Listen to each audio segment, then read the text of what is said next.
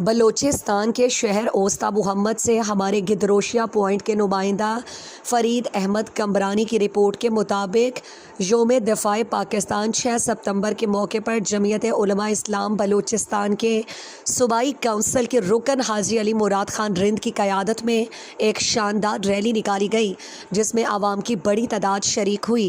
Rally رند house wand سے شروع ہو کر بی ایل چوک، مچھلی پل، جناح روڈ سے گزرتی ہوئی P S O pump bypass پر اختتام پذیر ہوئی۔ شرکاء نے قومی پرچم اور بینرز اٹھا رکھے تھے اور پاکستان زندہ باد کے نعرے لگائے۔